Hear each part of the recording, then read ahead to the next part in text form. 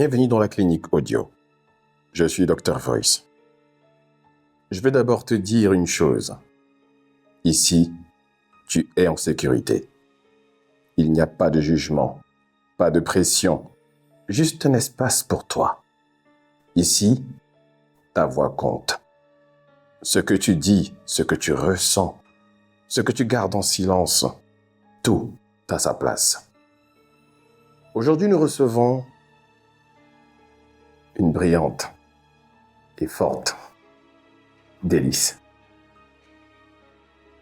Merci d'avoir accepté notre invitation. Merci d'être ici, dans la clinique audio. Je sais que ce n'est pas facile de venir déposer certaines blessures. Je veux t'honorer pour ton courage. Avant de commencer, je voudrais qu'on prenne un moment, toi et moi, pour respirer un peu. On va faire un petit exercice, histoire de te ancrer, de te centrer, de te rendre congruente dans tout ce qu'on va faire ici ensemble aujourd'hui. D'accord? D'accord. Pour commencer, tu vas bien aligner tes pieds, tes jambes. Ne croise pas, ne te ferme pas. Ouvre-toi. D'accord? Tu vas prendre une grande inspiration par les narines. Tu vas attendre quelques secondes. Tu expires en laissant tomber totalement les épaules. Tu vas poser la main gauche et la main droite sur chaque épaule. Là, et l'autre, de l'autre côté aussi. Tu vas tirer vers le bas, inspirer, et relâcher tout d'un coup. Relâcher tout d'un coup. Les deux mains, tu relâches tout d'un coup. Reprends. Vas-y. Tire vers le bas. Tire. Appuie chaque épaule. Voilà. Maintenant, inspire, sans lever les épaules. Expire tout d'un coup. On va faire une dernière fois. Mais cette fois-ci, respecte bien les instructions. Tire ton épaule vers le bas, tu tires vers le bas, tu restes bien droite. Voilà. Tu inspires par les narines. Et le poids de ses épaules, tu les lâches tout d'un coup. Très bien. Très, très bien. Merci pour ta participation. Ce que tu dois savoir, c'est que ici, dans Sexual Confidence, à la clinique audio, tu es en sécurité. Quand tu penses à ton histoire, par où aimerais-tu commencer? Par le lycée. D'accord. Par le lycée. Lorsque j'étais en classe de première. Je venais d'avoir 16 ans, 15 ans, 16 ans par là.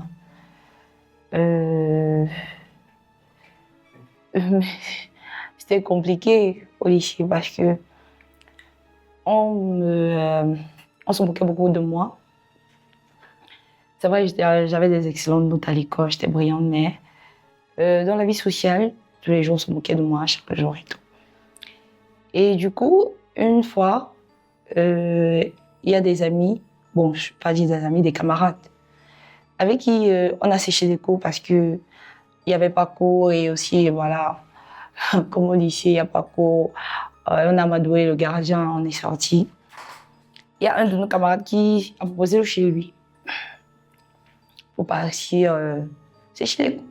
Moi, je n'avais jamais fait. Donc, étant donné que j'étais considérée comme la naze de la classe, celle qui est tout le temps. Donc, j'ai dit, bon, pourquoi pas. Et puis, il y avait toujours... On disait, voilà, j'étais celle qui gâchait l'ambiance, on va dire. Et cette fois-là, j'ai dit non, je pars. Et quand nous sommes arrivés sur les lieux, ça a débuté très fort. Parce qu'il y a un camarade qui a mis des films sexuels, pornographiques. Et moi, c'était ma première fois, je ne savais pas ce que c'était. J'étais vraiment, étant donné que j'étais vraiment une personne très maison-école. Maison-école, je ne connaissais rien d'autre. Ça m'a choquée de point fouet. Il y avait une amie, je pensais qu'elle devait être des nôtres. Et après, étant donné qu'ils n'étaient pas très loin, voisins du quartier. Et après, elle n'était plus revenue. On était moi, 3 autres camarades, des garçons. Du coup, on entre Subitement, il ferme la porte, justement, parce que nous sommes censés être à l'école, mais nous sommes chez lui. Il lance des cartes, il se met à jouer. Bref, la boisson sort de nulle part. Je comprends pas ce qui se passe. Mais bon, je me dis, je veux jouer la cool. Je veux pas commencer à faire la religieuse et la pieuse ici. Du coup, j'entre dans le bain, mais je sais pas trop de quoi il est question, mais j'entre. Je me mets à boire une gorgée et il tape les divers, etc. Et puis, un temps de mouvement, je demande les toilettes. On m'indique que voilà, on m'indique les toilettes, je pars. Et après être sortie des toilettes, je vois un camarade qui m'attendait devant la porte. Il me dit voilà, pourquoi pas, on part. Ce que tu as vu à la télé là, est-ce que ça te dirait pas? Moi je dis, j'essaie de jouer la dure. Je dis non, pas vraiment, etc. Il me dit bon d'accord, il y a pas de souci, mais viens un peu et voilà, je voulais que depuis que voilà, je voulais que tu aies mon cause d'un truc, etc. Je veux pas que les autres entendent. Il dit ok, y a pas de souci. Mais pourquoi il dit que non, allons dans la chambre. Je veux t'expliquer et tout et tout. Je veux pas, comme je t'ai dit, je veux pas que les autres sachent et tout. Moi aussi, étant donné que j'avais adieu tout là, je me disais non, tu es comme ça. Pourquoi tu te laisses pas? Pourquoi? Je veux juste te parler. C'est pas comme si. Je dis bon, pourquoi pas? J'entre dans la chambre, il referme sa chambre à clé. C'était le gars, le jeune homme qui avait la maison. Il referme sa chambre à clé. Après, il me demande de m'asseoir sur le lit, je m'assieds. Il commence des causeries, vraiment, je t'apprécie beaucoup depuis un temps, etc. Et moi, toute timide, j'avais la tête baissée. C'est vrai que j'avais bu, mais j'étais pas ivre du tout. J'avais pleinement conscience de où j'étais, ce que je faisais, etc. Donc, il me dit, voilà, pourquoi ça te dirait pas voilà, d'être avec moi, je veux vraiment t'aimer, voilà, etc., etc. Moi, je connaissais pas ce que c'est que les relations. Je disais non, ça m'intéresse pas, et en plus, je connais pas et tout. Et les attouchements ont commencé. Il a commencé par caresser mes cuisses, soulever ma robe, la robe de ma tenue de l'école. Je lui dis non, je veux pas, s'il te plaît. Il a dit non, laisse aller, t'inquiète, c'est rien. Je veux juste apprendre à mieux te connaître, etc. Et je sentais, je vais dire ça comment, beaucoup de pression, subitement, et je me sentais très mal à l'aise. Je lui dis non, je ne veux pas, que ça continue. Il me dit non, t'inquiète, c'est rien, ça va pas te faire de mal, je te veux pas de mal, etc. Comme je t'ai dit. Après, d'un cran, je me suis levée. Quand je veux me lever pour sortir, il devient violent. Il devient violent et c'est où voilà, je me bats comme je peux. Étant donné que j'étais très fébrile, je pesais à peine 50-40 kilos. Je me bats comme je peux. Il voilà, déchire carrément mon caleçon. Ça monte d'un cran, en tout cas. Et je me mets à crier. Je demande de l'aide aux autres garçons en criant leur nom, en appelant à l'aide et tout. Mais je vois personne qui vient m'aider, personne qui vient nous sortir de là. Et je me dis, là, c'est chaud. Je griffe, je pleure, je crie. Il me dit, pourquoi tu veux pas, pourquoi tu es comme ça? Et tout. Bref, les paroles violentes, les injures, etc. Il me brutalise, etc. Et puis, il me viole. Carrément, il me viole parce que déjà, il était plus fort que moi. Et voilà. Et il me viole, je suis vierge. Je connais pas, je sais pas ce que c'est, rien. Je vois du sang sur moi. C'est quand je vois du sang sur moi que je réalise tout. Je me mets à pleurer. Et puis, il m'insulte. Il me dit, mais pourquoi t'es comme ça? Et tout, je t'ai dit que tout va bien se passer. Tu ne veux pas avoir mal, c'est parce que tu as été violente, etc. Il ouvre la porte et où j'étais en train de pleurer. Il ouvre la porte. Quand il ouvre la porte, il va retrouver les autres camarades au salon. Il s'est concentré à... On aurait dit que rien ne s'était passé. Et je suis sortie, je les ai vus là. J'avais du sang carrément sur moi. Et je suis toute ma tenue, je vais dire ça comme ça. Je voulais... Une seule chose, c'est rentrer rentrer chez moi rapidement. Je suis allée aux toilettes pour essayer de laver où le sang avait touché sur ma tenue. J'ai frotté comme je pouvais. Et après, j'ai pris mon sac en tremblant, tout en tremblant, parce que je me rappelle que j'avais même laissé une de mes chaussures. Tout en tremblant, j'arrêtais ma tenue où est-ce que j'avais lavé. Et j'avais accroché mon sac. J'avais marché des Kounou, parce que c'était une longue distance quand même, jusqu'à chez moi. J'avais parcouru pratiquement, je sais plus trop, 5-6 kilomètres par là avant de prendre un taxi. Dans le taxi, je faisais que pleurer. Le taxi me demande, mais ma fille, tu pleures pourquoi? Qu'est-ce qu'il y a eu? Et j'arrivais pas à parler. Je suis arrivée à la maison, je suis entrée direct aux toilettes. Je me suis lavée rapidement, je suis restée dans mon coin et puis je suis restée tranquille. J'ai pas parlé. Et le lendemain, j'avais du mal, parce que c'était passé un mercredi. Le lendemain, j'avais du mal à rentrer en classe. Mais je me suis dit, si je rentre, je reste à la maison, je vais trouver quelle excuse. Et voilà. Le lendemain, je suis allée en cours. Il y a des camarades qui avaient écrit mon nom au tableau.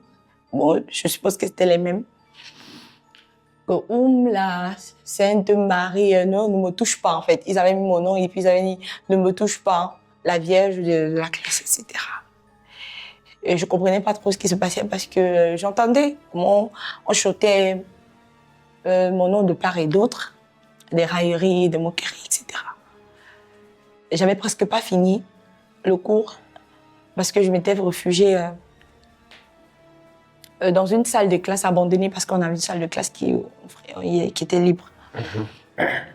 Peu de temps après, il y a des aînés de la terminale qui, peut-être un mois après, j'allais aux toilettes également et ils m'ont coincé aux toilettes. Je sais pas comment ils ont fait pour entrer dans les toilettes des filles parce que c'était pas loin. C'était toilette des filles et derrière toilette des garçons. Du coup, tu passes par les toilettes des filles pour virer les toilettes des garçons. Et il y a je sais juste qu'il faisait terminale. Ils sont venus aux toilettes, mais depuis que je te vois, bref, les mots, les mêmes paroles et tout, moi je voulais juste sortir. Je dis non, je vais rentrer en classe, etc. Il me dit non, on va causer parce que les toilettes étaient très éloignées des salles de classe dans mon lycée. Non, on va causer, pourquoi tu es comme ça, etc. Je dis non, je veux juste pas parler étant donné que je parlais plus. Et il est entré dans les toilettes où j'étais. Il m'a violentée. Son ami était à la porte. Et j'étais à la porte. Il m'a violentée. Il a commencé à soulever ma robe, appuyer mes seins. Voilà. Je disais, s'il te plaît, laisse-moi. S'il te plaît, laisse-moi. Je veux pas. Je veux pas, s'il te plaît. Je sais ce que tu es en train de vouloir faire, mais je veux pas. Il me dit, pourquoi tu es comme ça? Il m'a battue. Il m'a battue, dosé ma tête sur le mur des toilettes. Et j'ai senti très, très mal. C'est quand il a vu que je me suis accroupie sur moi, comme ça, en train de pleurer, qu'il m'a lâché, il m'a dit, bon, tu n'en vaux pas la peine. Et puis, ils sont sortis. Après, j'ai duré là jusqu'à la sonnerie. Après la sonnerie, j'ai attendu que tout le monde vide la salle de classe parce que j'ai fermé les toilettes de l'intérieur. Je suis rentrée en classe. Il y avait peut-être 2, 3, 4 camarades qui traînaient encore. J'ai porté mon sac et puis je suis rentrée. Je suis rentrée et c'est comme ça que ça s'est passé. Voilà. C'est comme ça. Si je devais parler de ça, c'est comme ça.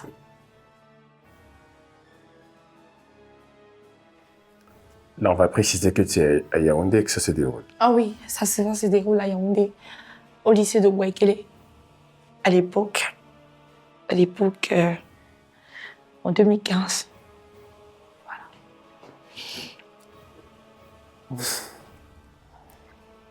Merci, Délice. Merci de partager ça avec nous.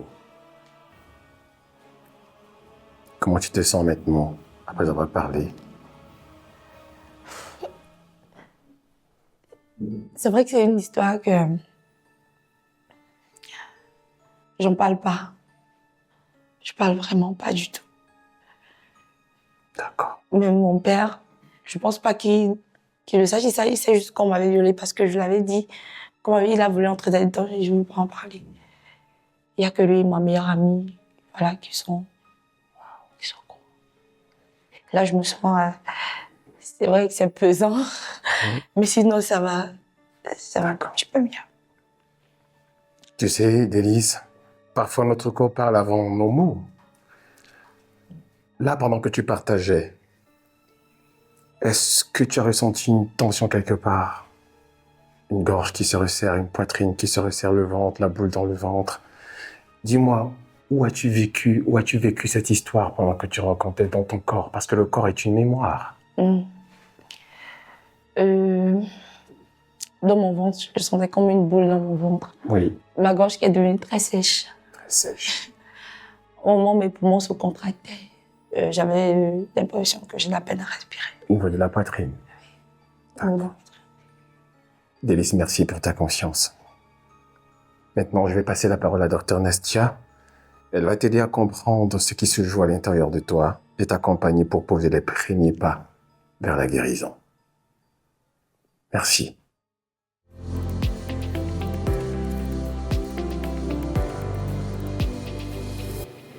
Ce que vous venez d'entendre n'est pas qu'une histoire. C'est un cas de santé mentale. Chaque mot prononcé, chaque silence, chaque hésitation véhicule un message. Ici, dans Sexual Confidence, nous analysons au-delà des mots. Entrons ensemble dans l'analyse profonde de cette expérience pour comprendre ce que le corps a dit, que la bouche n'a pas su dire. Bonjour Délice. Bonjour docteur. Comment tu vas? Je vais bien. Ça va un peu? Tu es un peu détendue? Je veux qu'on se détende davantage parce que j'ai entendu, tu as une très belle voix, tu as une magnifique voix. Je veux qu'on chante ensemble et je te laisse le choix de choisir une chanson de ton choix. Quelle est la chanson que tu veux chanter là maintenant? Quelle est l'inspiration qui te vient? Et j'espère que je pourrais connaître la chanson là pour t'accompagner. Ouais, c'est vrai que je connais juste le refrain de cette chanson. C'est une chanson qui me parle beaucoup, que j'aime beaucoup. D'accord. Ça dit... Eh maman baye, ayo eh maman baye, eh maman baye, ayo eh maman baye. Et t'accompagnes, je vais faire les titres.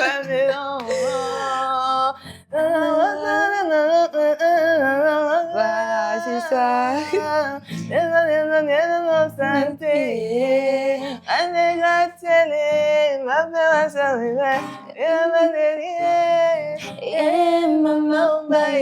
Ah, tu as une très belle voix. Maman baye, maman baye, ayo maman baye.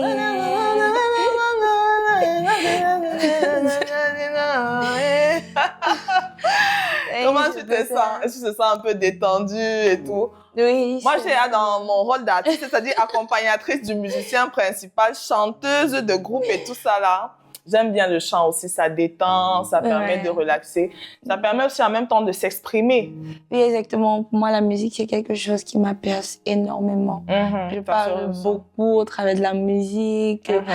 Moi, je m'imprègne, ça me calme, Lorsque j'ai une situation, la musique. Ça t'apaise beaucoup. Oui, je vis beaucoup musique. D'accord. C'est ça. J'ai suivi avec beaucoup d'attention ton histoire et je tiens d'abord déjà à te féliciter parce que ce que tu as fait, c'était courageux. Merci déjà d'avoir accepté de passer à la clinique audio parce que ce n'est pas facile. C'est un exercice, les gens pensent que c'est évident, mais ouvrir ses blessures, ouvrir ses peines comme ça, devant une caméra, c'est pas évident. Surtout qu'on le fait aussi pour le bien des autres. Oui, bien sûr. Merci aussi. Je vais essayer de rentrer un peu dans dans ton histoire. Tu as dit que tu étais une élève très studieuse et tout. Et voilà, vas-y, raconte-moi. Alors, à la base, il faut savoir que moi, je suis orpheline. Ah, ok. Je suis orpheline de père et de mère. J'ai perdu mon papa, j'avais à peine 1 an. Ok. Et ma maman, j'avais 3 ans. Du coup, la vie m'a fouetté, m'a donné tous les coups.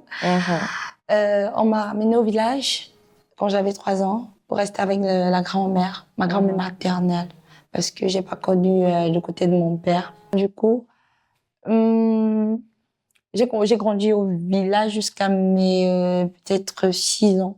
Tu as perdu ton père et ta mère à quel âge respectivement? J'ai perdu mon père à 1 an, 1 an et demi par là. Wow. Ma maman à 3 ans. Ok. À 3 ans, directement. Et c'est comme ça que, en partant pour les vacances chez la grand-mère, c'est en restant, on était peut-être déjà 1 semaine, c'est où je perds ma maman.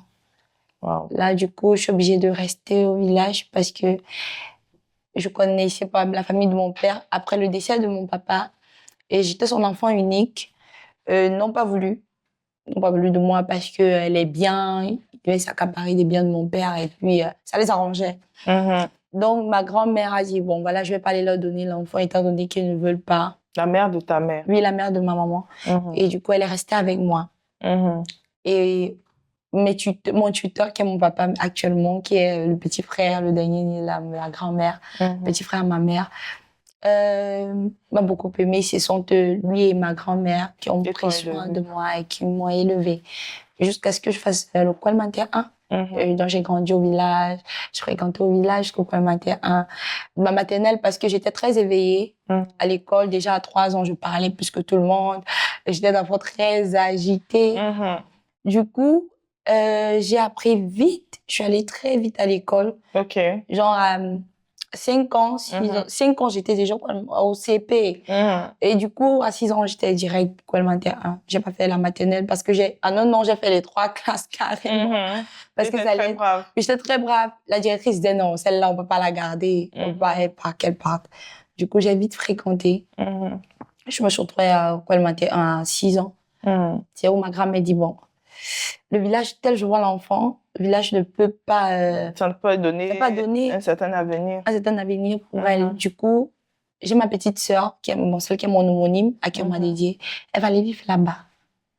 C'est comme ça que on me prend. Parce qu'elle savait que j'étais très attachante. Après le décès de mes parents, moi, je me suis attachée à elle. Je voulais plus voir personne.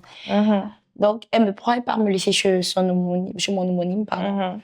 Je refuse parce qu'elle me dit pas qu'elle peut me laisser définitivement. Moi, je me dis, bon, j'accompagne pour la première fois ma grand-mère en ville parce qu'elle partait souvent faire des achats, elle revenait.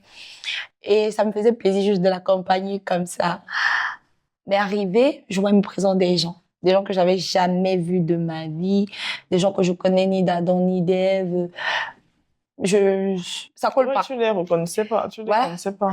Et puis, il y a le mari de mon homonyme qui me dit, ma femme, du genre, et puis je serre le visage en mode, ta femme. Vous allez me laisser en mariage, hein? De quoi est-ce qu'il est question ici?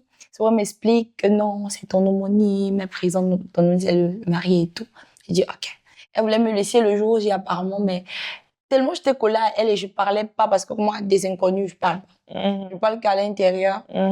Et il était obligé qu'elle dorme avec moi ce jour. Et que très tôt le matin, à 3 heures, elle parte. Elle m'a laissé. Donc, c'était le plan. Elle m'a laissé et puis elle est partie. Du coup, je me lève le matin. Je suis dans une maison que je connais pas. Avec des gens que je connais pas. Avec mon petit haillon, parce que j'avais mon petit sac. Où il y avait mes haillons à l'intérieur parce que c'était 2-3 habits. Avec 2-3 calissons comme ça. J'étais perdue. Et là, tout le monde me dit bonjour. Je m'étais réveillée super tôt parce qu'au village, on se réveille tôt, on après. Tout le monde dort. J'ai dit, mais de quels gens qui dorment le matin tôt? Il est levez-vous. Donc, à 6 heures, j'étais à 5 à 6 heures, j'étais à debout, chap, étant donné que c'était pendant les congés. Elle allait me laisser les vacances, les grandes vacances. C'est mon homonyme qui me prenait et tout, qui me disait non, tu es chez toi. Il n'y avait qu'à elle que je voulais parler parce qu'elle avait un lien avec ma grand-mère. C'est elle que, voilà. Tu ressentais avec elle voilà, avait un peu d'affinité, exactement. Le reste, j'étais fermée. Tu me dis bonjour, je réponds j'étais carrément fermée. Mais avec l'aide de Dieu et puis mon homonyme, j'ai pu m'adapter pendant les vacances et puis à connaître et tout. Donc, c'est là-bas que j'ai grandi jusqu'à mes 13 ans. 13 ans, j'ai le BPC, 13 ans.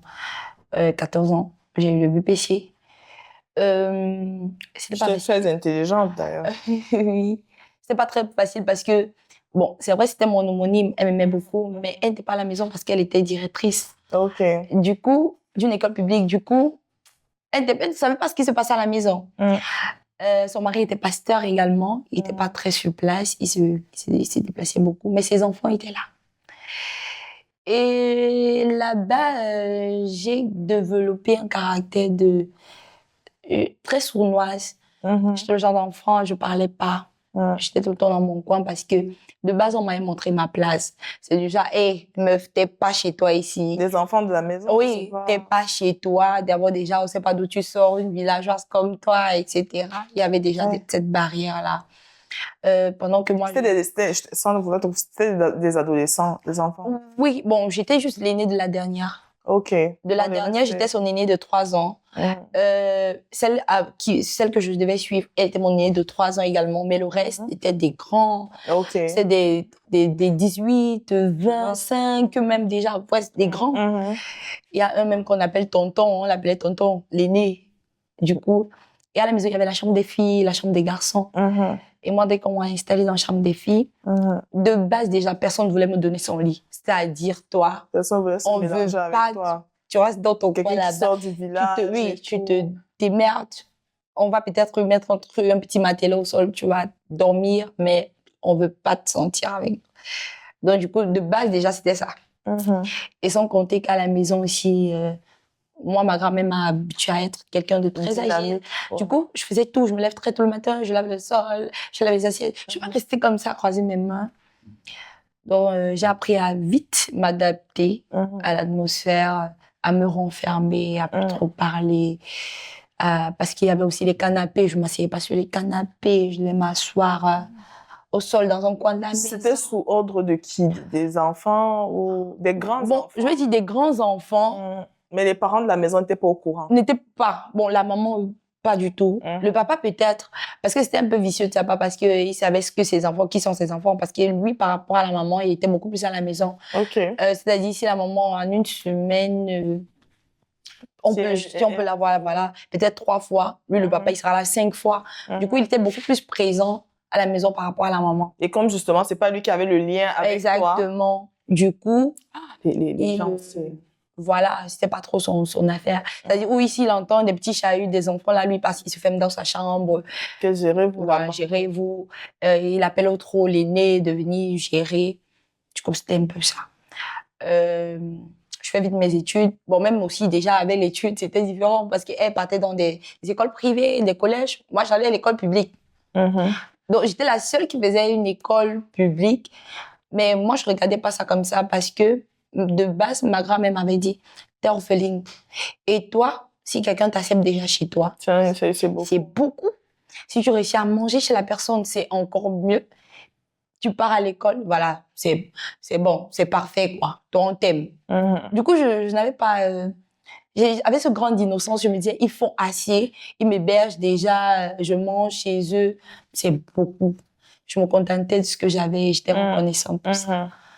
Je regardais pas que à la rentrée, j'ai pas de sac pour aller à l'école. J'ai arrêté mes cahiers dans le plastique. J'avais aucun vraiment problème. À Noël, on achetait les habits aux autres, on m'achetait pas. J'avais pas ce régal. Mais tu ne remarquais pas à cette époque. Oui, exactement. Toi, c'était beaucoup. Oui. Moi, c'était si j'ai une paire de chaussures l'année, tu es très content. Mais alors, je regarde même pas la qualité, si c'est moche, si c'est quoi. Pas la qualité. Le plus important, c'est que j'ai la chaussure. C'est tout. Peu importe que ce soit. Et le plus important, c'est que j'aille à l'école. J'aimais beaucoup étudier, beaucoup apprendre, j'aimais savoir le pourquoi j'ai commencé. Donc, je me réfugiais beaucoup à l'école. Étant donné que, voilà, son mari était pasteur, il nous parlait beaucoup de la Bible. Du coup, je lisais beaucoup la Bible parce que je ne voulais pas vivre ce que je ne connais pas. Mais quand même, c'est dans la maison d'un pasteur qu'on m'a tout enfant. Du coup, je lisais beaucoup la Bible pour avoir ma propre expérience Mhm. avec Dieu. C'est vrai, je comprenais rien à l'époque. Mhm. Mais étant donné aussi que ma grand-mère était fervente chrétienne et Ok. j'avais déjà les T'as bases. guidé. Donc, ça m'aidait beaucoup. Mhm. Après, j'en avais rien à foutre aussi de ce que les aînés, les enfants de la maison font. C'est vrai, il y avait des petits brimades, on te coince sur le mur, au couloir, on te dit, ne passe plus où je passe. Oui. On te dit, voilà, va prendre mes habits, lave. Tu n'as pas le droit de te laver dans le même seau que moi, Oh. etc. Des petits trucs comme ça, mais je voyais vraiment passer à de mauvais œil.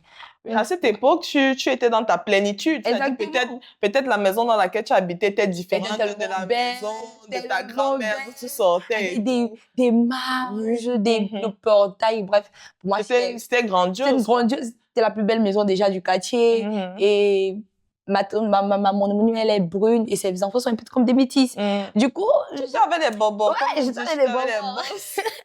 je mangeais le poulet. Je Mhm. mangeais, Non, voilà. c'est ça qui était Des en fait, trucs les comme- petits détails que tu ne Exactement. remarquais pas. Voilà. Mhm. Des fois même, ces enfants jetaient l'eau au sol. Voilà, bloquaient les toilettes. Bon, on verse l'eau au sol, que ça avait l'eau là que je dois me laver. Oh. C'est vraiment de martyr. Et elle ne te compte de rien. Mais par contre, elle savait que ses enfants étaient... Gentil. non, même pas gentils, ils étaient vicieux. Mhm. Tu vois, elle savait. Du coup, qu'est-ce qu'elle faisait? Comme à la fin de chaque semaine, on donnait l'argent de béni, on me donnait 500 par semaine. Du lundi à dimanche, j'ai 500. On les donnait, je savais pas combien. Moi, je me contentais de ce qu'elle me donnait. Donc, du coup, à côté, de temps en temps, elle me glisse un Elle te petit farote truc. un peu. Elle me glisse un petit truc. Elle me dit, bon, t'inquiète. Voilà, elle me rassurait de temps à autre. Ça, je comprenais pas trop son attitude parce qu'elle me disait, mais moi, je vis bien. Mhm. Qu'est-ce que tu fais? Pourquoi est-ce qu'elle me donne l'argent Oui, derrière? voilà, pourquoi devant tout le monde? C'est après que j'ai compris. Mhm. Après, je suis entrée au collège, quand j'ai eu Mm. mon CEP. Je suis entrée au collège. J'étais très studieuse, comme je disais, mais c'est où j'affronte les moqueries. Mhm. J'affronte les moqueries. C'est vrai que on se moquait de moi à l'école publique, mais j'en avais rien à cirer. Mais les moqueries partaient d'où?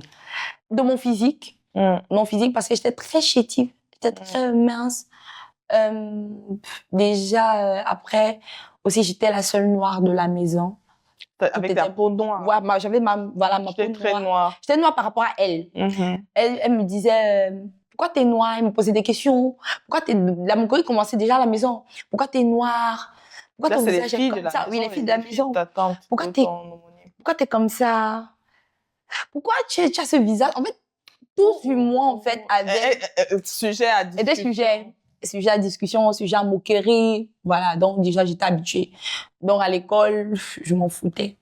Madame se casse parce que au élémentaire 2, la première année où je suis chez mon homonyme, que je pars à l'école, Mhm. il y a des enfants qui jouaient et puis on a dit, on ne veut pas jouer avec Délice, elle est trop laide.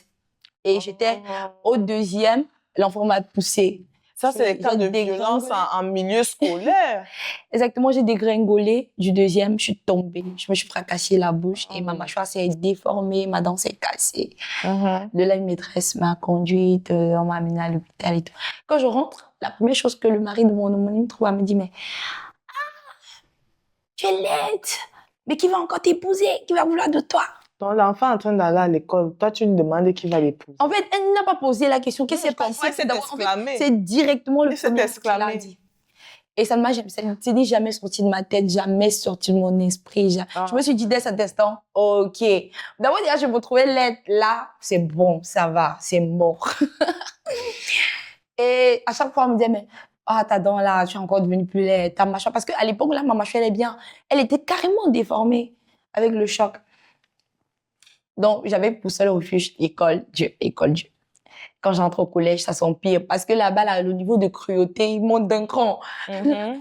À l'école primaire, les enfants ne savent pas trop. Oui, Ils peuvent ça- être ils n'ont pas méchants, trop mais d'arguments. dans la naïveté. Oui. Mais au collège, ça monte à un niveau. Et en plus, je fréquentais un collège où les enfants venaient garer et tout et tout. Moquerie sur moquerie. Donc, du coup, je me suis rapidement Renfermée. renfermée chez moi. Je causais, j'avais pas d'amis. J'étais école. J'avais poussé à l'ami, même carrément les professeurs. Mhm. Parce que les enfants qui étudient beaucoup, qui sont tout le temps Oui, dans ils les sont cinq très premiers, proches des profs. voilà, c'est professeurs. Donc, mais j'étais très bagarreuse dans la mesure où je savais pas me quereller. Quand je veux ouvrir ma bouche pour te répondre, je me C'est mets le à coup de pleurer. poing Donc, du seulement. coup, je me défendais comme je pouvais. Je bagarrais beaucoup avec les garçons comme filles. Peut-être c'était aussi en même temps cette colère-là, tu vois, que tu Exactement. exprimais par la brutalité. Exactement. Du coup, il y a un censeur qui m'avait prise par la main. Mon censeur du collège, il m'avait dit non, c'est pas comme ça. Je sais pas trop ce que tu vis, je sais pas trop. Parce que quand je te regarde, j'étais très délabrée. J'avais des cheveux nappis, j'avais beaucoup de cheveux. Mais mon homonyme m'a taillé quand je suis entrée au lycée. Non, quand j'étais en cinquième plutôt. Donc, il avait pris le temps de regarder. J'avais beaucoup de cheveux, des favoris. Et il m'a dit, quand je te regarde, tu es un enfant très négligé. Je sais pas trop ce que tu vis.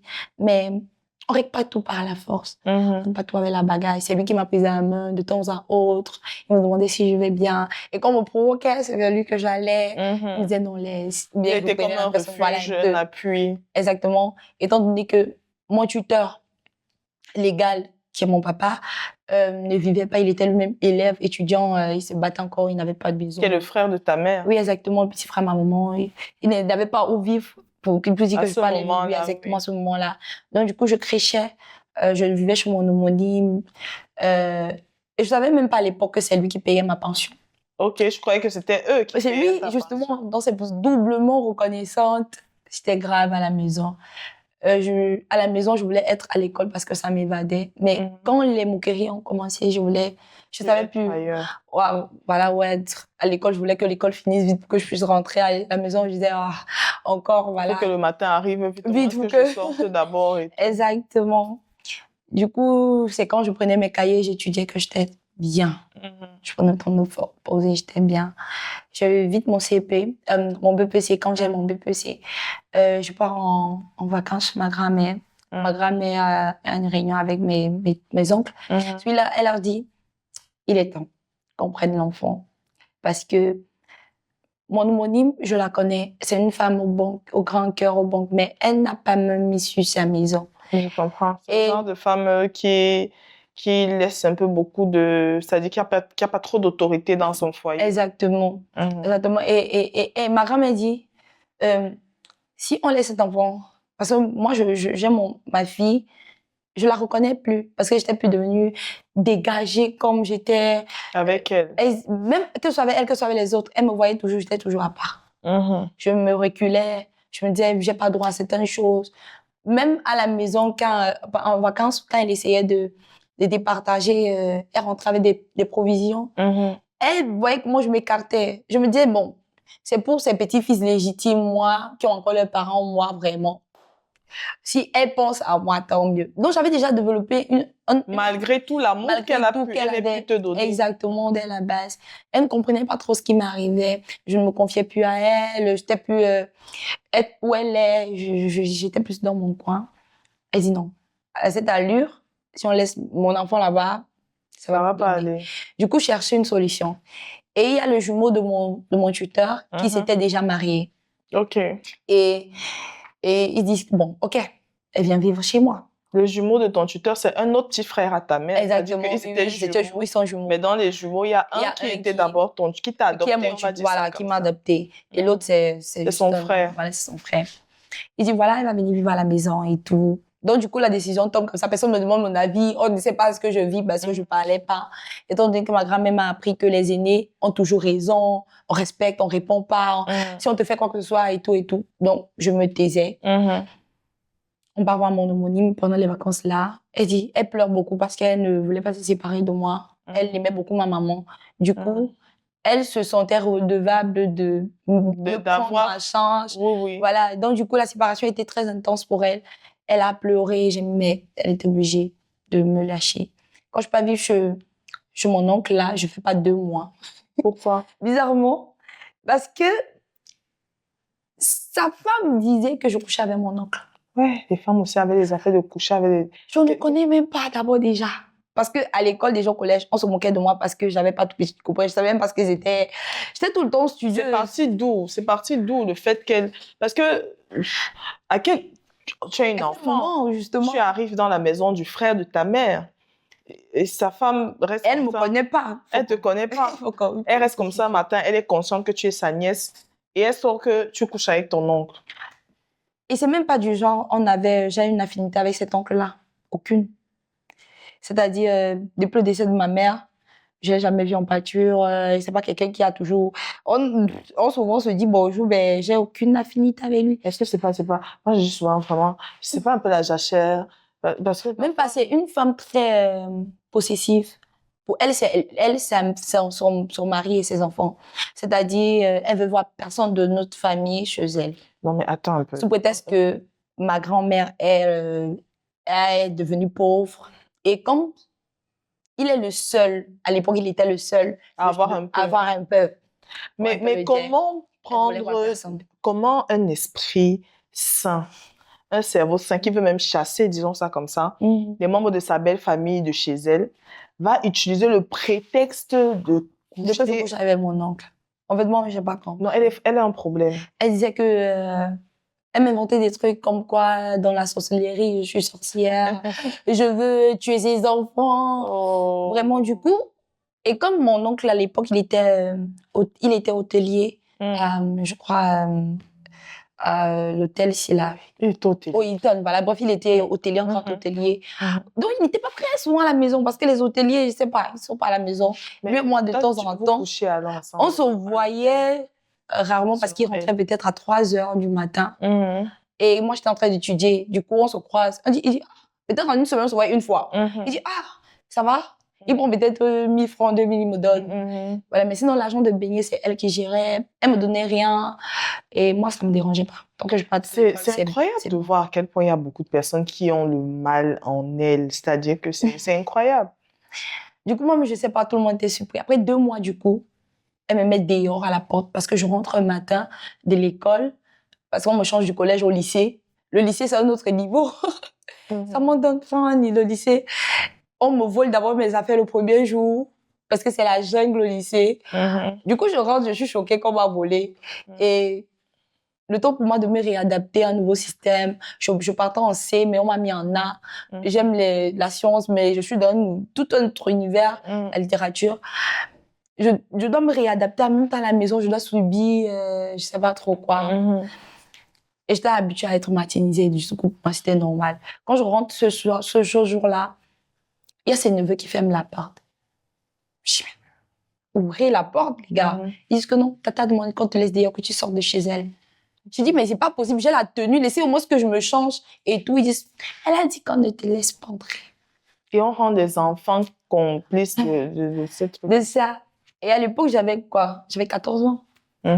J'ai dit, bon, je connais qu'un seul endroit dans ma vie. Sur mon homonyme, ici à Yaoundé. Du coup, je vais marcher à pied, je vais demander en route où est Emombo, comment on fait pour quitter, où est qu'il est pour Emombo. Je marche à pied, j'arrive à Emombo. Dans la nuit, peut-être à 19h. On me dit, avec la poussière partout. Mais tu vas quoi là? Je dis, ma tante m'a mise dehors. Elle dit quoi? Elle convoque réunion direct. Réunion de famille, il y a ma tante, la petite sœur à ma maman, qui débarque pour une fois que je la vois débarquer. Elle dit non, vraiment, on s'excuse, c'est un problème de famille interne, etc., etc. Elle dit à qui, à ton homonyme? Elle dit à mon homonyme. Oui, que non, toi, elle ne doit pas entrer. Que voilà, en fait, que voilà. Elle ne doit pas se mêler. C'est un problème. Bref, elle essaye de m'amadouer. Moi, je comprends rien. Je suis fatiguée déjà. Je vais m'opposer. Elle porte mes affaires. Elle dit, donne ton sac. Je comprends trop rien. Elle me prend pas la main. Je regarde mon homonyme en mode, je pars où? Mon homonyme pleure. Je vois mon homonyme en pleurs. Et son mari qui dit, pars avec elle. On s'en fout. Et bref, ça, les cris. Je suis ma tante en question. Je peux vivre avec elle à Essos. Elle me donne de nouveaux habits. Je savais pas que je venais entrer dans mon enfer, en fait. L'enfer que j'ai subi chez elle, je pense pas que un enfant sain d'esprit aurait subi tout ça. Genre, je me dis, au moins, elle, c'est la petite sœur. C'est la petite sœur de ma mère. Est-ce que je suis bien. Là-bas, c'était mon oncle, certes, mais il n'était pas là. C'est sa femme. J'ai pas de lien de sang avec elle. Mais quand même, la sœur de ma mère. Je suis bien quand même. Je suis en train de vouloir rompre l'affaire qu'on dit souvent que les familles paternelles, c'est là-bas qu'il y a la société. Mais même les familles maternelles, c'est... Vraiment, du coup, je n'ai pas vu chez elle. Tout ça parce que mon tuteur, il n'a pas de maison, il est étudiant, il se bat. Il se bat. Tout ce qu'il peut faire, c'est payer mon école. Maintenant, tu arrives chez elle. J'arrive chez elle. Elle a une grande fille, je suis l'aînée d'1 an. Puis cette fille, Donc, ça me cause pas de problème parce qu'elle-même est partie au même lycée que moi. Du coup, j'ai quelqu'un avec qui je vais aller à l'école. Et elle a un super mari. Papa David, vraiment un amour, cet homme, il était. Et de son vivant, il était. Et c'est lui qui m'apprend ce que c'est qu'un père. Parce que j'avais pas de figure paternelle. Oui. Même mon tuteur, je l'appelais tonton. À cette époque, tu ne savais même pas que c'est Oui, je savais même pas que, voilà. Je l'appelais tonton. Et lui, c'est lui qui me montre. Quand je suis arrivée et que je l'appelle tonton, il dit non, je suis ton père. Je dis, ah bon, ça existe ça. C'est oui, il commence à me montrer, à prendre soin de moi, à me donner l'argent de baigner. Je dis, j'ai 500 pour moi, j'ai 500 pour moi. Beaucoup comme ça. Je commence à faire des épargnes. Tu es épargné dans 500. Il prenait vraiment beaucoup. Je sais pas si mon fils peut voir l'émission aussi, vraiment. Et pourtant, dans 500, il y avait le transport. Hein. Pour quitter l'essence pour Mwekele, il fallait marcher à pied. Tu étais habitué à marcher, à avoir peut-être 100 francs, 200, donc tu as su jongler avec. Exactement. Du coup, c'est où je continue mes études au lycée de Mwekele. Je quitte la seconde pour la première en étant deuxième.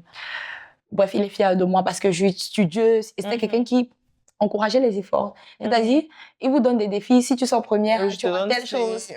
Du coup, moi, j'étais motivée parce que je l'étudiais plus maintenant. Voilà.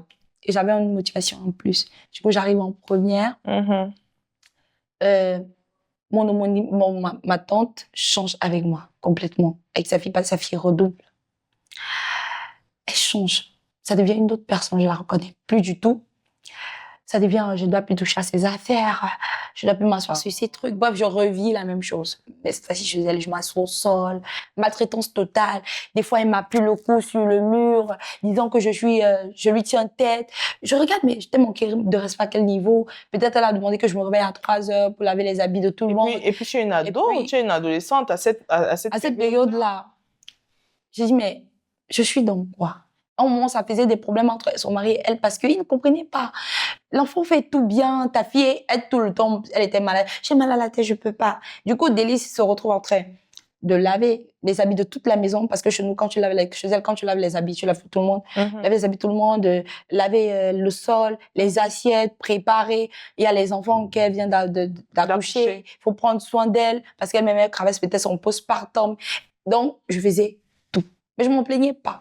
Mais elle trouvait quand même une raison de me parler, de faire des problèmes, me taper, des fois me viser des trucs, des machettes, des couteaux, des trucs. Et je pleurais tout le temps. Tout le temps. Et donc, je suis devenue encore plus renfermée. Je savais pas quand je parlais. C'était un énième traumatisme. Oui, quand je parlais, ils disaient, tais-toi, t'as rien à dire, t'es personne, etc., etc. Du coup, je parlais plus. Je parlais vraiment plus. À la limite, je regardais de loin. Elle m'insultait tout le temps avec tes pieds, Raymond, je sais pas. Toi, je sais pas, est-ce que tu es même une femme, etc. Toujours sur le physique. Mon physique. Elle s'est dit, qu'à mon physique avec elle. Qu'à mon physique. Un jour, elle m'a dit, je vais tellement te battre qu'on va pas te reconnaître, ton visage va être... Et tout ça, ma grand-mère, mon oncle se rend de rien. T'es pauvre, naturellement. Des fois, elle portait pas dire que voilà, je suis un enfant têtu, je suis rebelle, etc. Donc, eux, l'image qu'ils avaient de moi, c'est que je suis en train de me rebeller parce que je suis en train de changer la puberté. Et donc, quand je vis tout ce que je vis au lycée avec... j'ai pas la force parce que à l'école, des gens se moquaient de moi parce qu'elle m'achetait des chaussures de grand-mère. Elle faisait exprès. Elle faisait exprès parce que sa fille avait des tennis que je voulais des Jordan à l'époque. Tu portais... Moi, c'était des écambis. C'était pas des écambis. C'était des chaussures pointilles avec petits talons là. Imagine, tu portes une pointille avec petits talons et la robe du lycée. Pourtant, c'est quelqu'un, quand tu vois, elle connaît quand même un peu le style. C'est une très belle femme. Elle savait prendre soin d'elle. Elle savait prendre soin de son enfant et tout. Donc, je suis traumatisée parce qu'on se moque de moi au lycée. À la maison, c'est pareil. Quand je veux pas rentrer à la maison quand la sonnerie sonne, je dis bon, mieux les moqueries du lycée parce que je connais personne, mais à la maison, je vais pas pouvoir dormir, bavardage jusqu'à X heures, puis je me réveille tard, il faut que je travaille. Est-ce que cette tante-là n'avait pas un peu un problème d'intimité avec son mari aussi? Parce que, tu sais, parfois, nous, en tant que sexo, quand toi, tu vis ça en tant qu'enfant, il y a des trucs comme ça qui se passent dans les couples. Peut-être tu vas te rendre compte, peut-être son mari avait des préférences, des appréciations vis-à-vis de toi et ça a développé une certaine haine viscérale qu'elle-même ne comprenait pas, peut-être. on est en train d'analyser. Et elle a dû se dire que mais le type, c'est même qu'il ne me fait pas qu'il ne me valorise pas, qu'il ne m'apprécie pas et tout. Il peut apprécier la petite fille, donc elle a commencé à te dénigrer, tout faire pour que tu te sentes mal physiquement et en même temps, peut-être, ça la rassurait.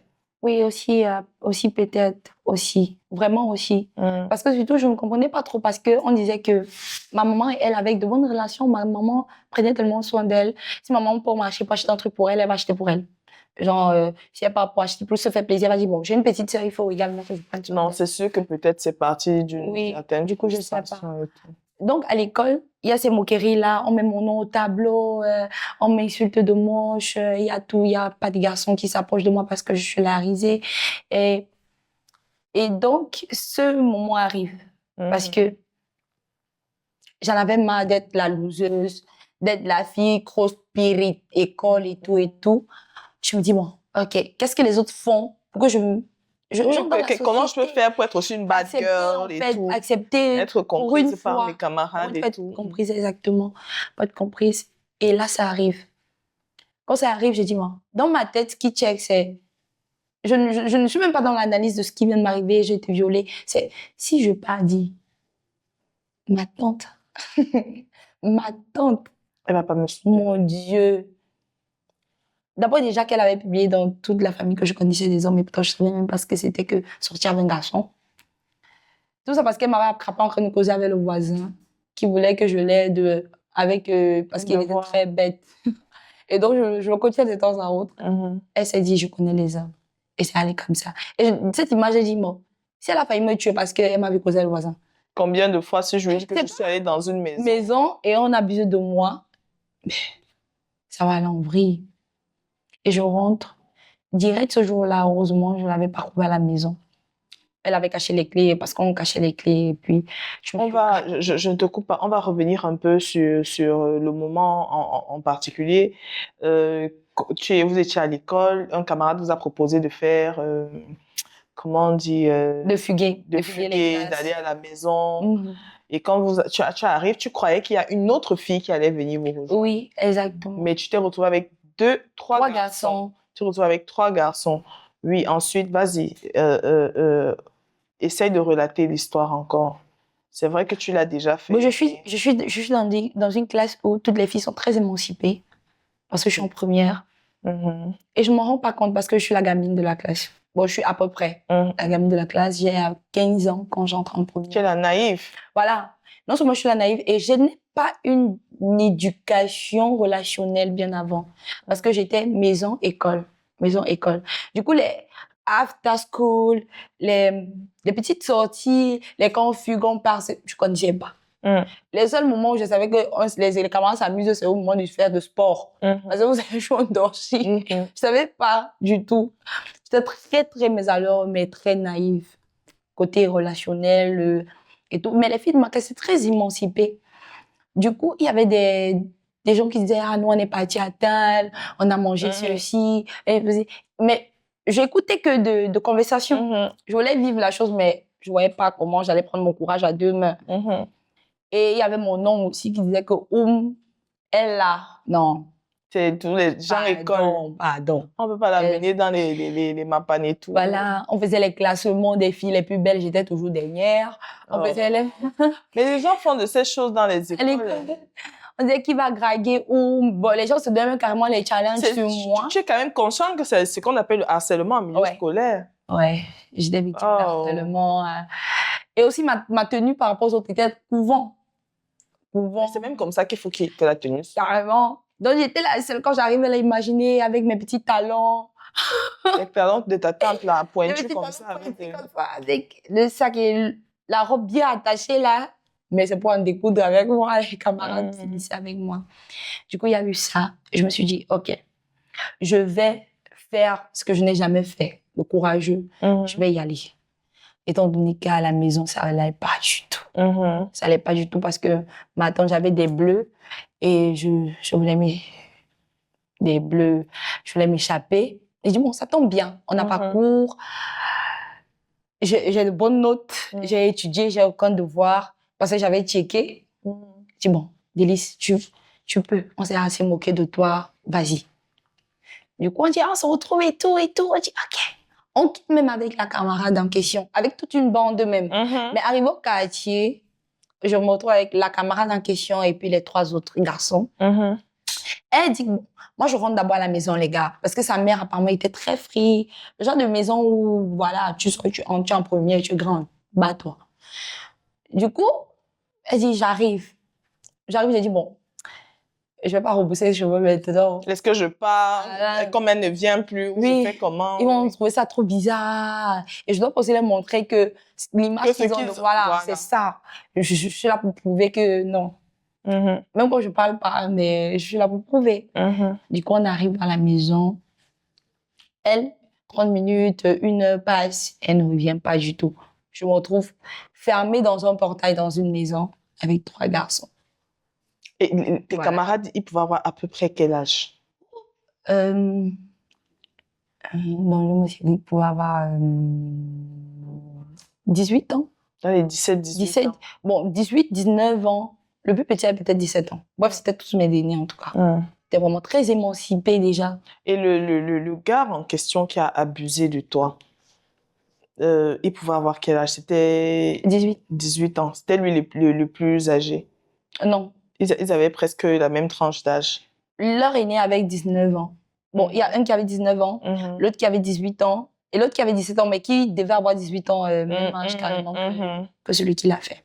Parce qu'on se demande comment est-ce qu'un garçon de 18 ans, certes avec les pulsions, avec les hormones et tout, à quel moment est-ce que on a raté l'éducation d'un jeune garçon au point où à 18 ans, il sait qu'on peut prendre une fille et qu'on peut la déshabiller sans son consentement et entrer en elle comme ça, de cette manière-là. Ça donne vraiment matière à réfléchir. Ça met vraiment un point d'honneur sur l'éducation de nos jeunes enfants, garçons comme filles, sur la sexualité. C'est un vrai problème. Oui, bon, moi, je me dis aussi que son environnement, parce que son grand frère était militaire, et il n'avait pas une très bonne image de son grand frère. Bon, quand il en parlait, pardon, quand il en parlait, il n'avait pas une très bonne image de son grand frère. Du coup, il parlait des gros mots. Peut-être il était dans un environnement Exactement. un peu Il, dépravé. voilà, il ne vivait Ok. qu'avec des garçons. Déjà, quand tu rentres dans la maison, Avec tu les sens une défilés. odeur de Sexe. bref, de sexe, de cigarette, bref, la vie. La luxure. Et ses grands frères, ses grands frères partaient souvent le laisser même 1 semaine à la maison, Oh, je comprends. seul. Donc, c'était un problème d'éducation. Voilà, on laisse clairement. peut-être l'argent, il va se battre. C'est dans sa maison, d'ailleurs, que vous étiez. C'est dans Oui. cette maison-là que Dans vous cette maison étiez. que nous étions. Et lui, il avait eu sa chambre de côté, et les 2 autres avaient leur chambre. Donc, ça arrive, on arrive chez lui, il nous met bien, hein, il est confortable. Il était très gentil. Parce que même, ce qui me convainc d'aller chez lui, c'est parce que même à l'école, déjà, de base, bon, les gens avaient un bon témoignage de lui. Et il faisait l'effort d'être ami avec tout le monde. C'est-à-dire vraiment tout le monde. Le genre de gars sociable. Voilà, sociable et tout. Moi-même qui ne connaissais pas et que voilà, quand les gens se moquaient de moi, de temps à autre, Qui prenait ta ils pouvaient dire non, laissez les gars, c'est bon. Mhm. Voilà. Donc, du coup, je me disais, bon, OK, Il t'a mis en confiance. en confiance. Un prédateur. Du coup, quand on est arrivé chez lui, il nous a dit non. Même quand les autres garçons ont dit, on va mettre beaucoup plus d'alcool chez Délice, ils ont dit non. Il a dit non, elle, mollo, elle connaît pas. Bon, il savait quand même que j'étais très naïve Moi, je me dis, c'était prémédité. aussi. Il savait, Donc, il savait. l'autre, il était très détendu. Genre, ils ont l'habitude de faire. Il a mis direct une cassette pornographique, parce qu'à l'époque, c'était des cassettes. Il met direct cassette. Tu vois, des gens dans Ça la veut dire qu'en télé. fait, à la base, c'est toi qui ne sais pas ce que vous partez faire, en fait. Oui. Les gars savent pertinemment ce qu'ils sont en train d'aller faire. De base, ce qu'il nous avait dit, c'est que quand on part pour visionner un film d'horreur, commenter, manger les pop-corn. Vous savez que ça allait vous attirer. Bref, c'était un truc. Maintenant, moi, ce que je ne savais pas, c'est que c'était un plan ficelé, même avec la fille. C'est ce que je voulais dire. Parce qu'à l'après, on a découvert. C'est pour ça que qu'elle on est avait partie. des filles. C'était un plan ficelé. Mhm. Déjà des pluies de base. Donc, on est arrivé. Bref, ils m'ont mis en non, détends-toi, c'est rien. Bref, tous me mettaient en confiance. Et comme j'étais très bête ou naïve, je me dis ça comme ça. Non, en même temps, tu ne pouvais pas savoir. Je me dis, OK, Parce que déjà, toi, tu n'étais pas encore dans le milieu Voilà. du sexe et autres. des relations, Des que non, il y a relations, ceci, des il y a- femmes. Donc déjà, tu ne pouvais pas savoir qu'on peut t'attirer dans une fête pour abuser de toi. Tu ne pouvais Exactement. pas savoir. Mais du coup, ils voient que, bon, ce qu'ils mettent à la télé, moi, me perturbe. Genre, je peux pas voir. C'est pas normal, j'ai tout le temps le visage comme ça. Mais je veux pas aussi paraître celle qui est débile, qui est cela. Du coup, je me laisse aller, je bois un coup, deux coups, deux, trois gorgées. Je sens un peu que voilà, je vais uriner, mais je me sens un peu dans les vibes. Je dis, bon, je vais aux toilettes. Et c'est où? C'est là où ça se produit. Ça commence à se produire. Moi, en fait, la scène qui me fait le plus mal dans ça, c'est quand j'étais en train de crier à l'intérieur et que les gars étaient à l'extérieur. Mais il savait, juste le gars, je suppose que le mec, quand il s'est levé. Je lui ai laissé carrément des marques, jusqu'à présent, il les a. Parce que je les griffais, comme je disais dans la vidéo tout à l'heure, je pesais même pas. J'étais comme une petite plume. Je sais pas si j'avais 40 kilos à l'époque. J'étais très, très mince. Parce qu'après aussi, avec tous mes traumatismes, j'ai développé, j'étais presque anorexique. J'arrivais pas à manger parce que j'avais l'impression de manger trop. J'arrivais pas à manger. Tout ce que je mangeais, je me faisais vomir. Avec toutes les remarques d'ailleurs qu'on te faisait Voilà, sur ton déjà. physique, c'est une évidence. Je mangeais pas. Je pouvais faire 2-3 jours, je mange pas. Je bois que de l'eau et ça me suffit. Donc, j'étais très, très, très, très mince pour mon âge déjà. Et puis, donc, avec Air Force, j'ai mangé quand même. Et il était très costaud, le mec. Il était vraiment... C'était un beau gosse. Il était tout... Tu regardes le physique, il est là. Et donc... Maintenant, après ce jour-là, quand tu es rentrée à la maison, tu étais chez ta tante. En plus, comment tu as vécu après, en plus de ce qu'il avait fait et l'environnement dans lequel tu te trouvais, ça faisait quand même 2 poids très lourds à porter sur les épaules. Oui. Comment est-ce que tu gérais? Après, je dormais pas, hein, je vais pas mentir. Je dormais pas, je pleurais tout le temps, je pensais à ma maman. Moi, je disais, mais est-ce que si ma mère était vivante, ça allait m'arriver? Est-ce que si mon père était vivant, ça allait m'arriver? Est-ce que j'en voulais un peu à mon tuteur de pas me défendre assez? À ma grand-mère d'être pas de là. J'en voulais au monde entier. Je disais à Dieu, mais pourquoi je suis née? Je me remettais en question tout le temps.